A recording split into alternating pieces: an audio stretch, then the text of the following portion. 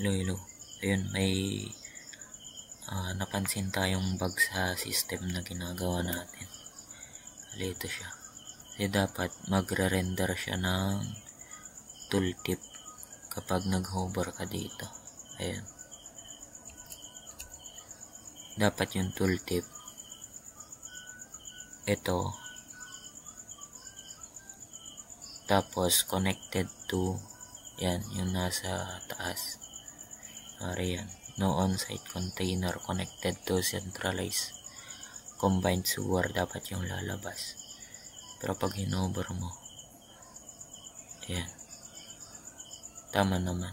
Bali yung image dyan is bali maglalagay kasi dyan ng image, parang illustration ng system. Bali naka-code na pero hindi pa na-upload sa folder yung mismong image.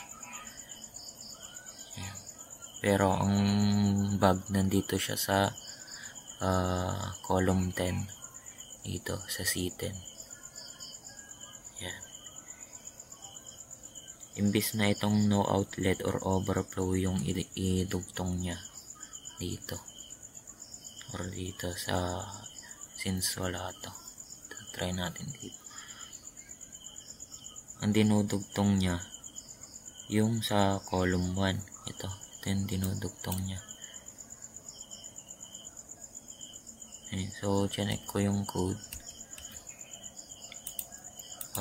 Dito siya nagbabag yung sa property ng data class na system data.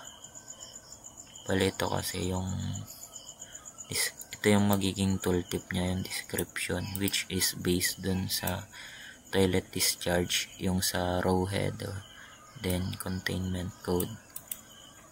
Ayan. Tapos ito yung pinaka string format niya, toilet discharge label connected to containment label.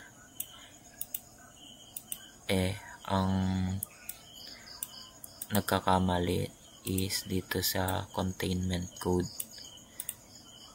Yan, bali hinahanap niya kung anong column siya.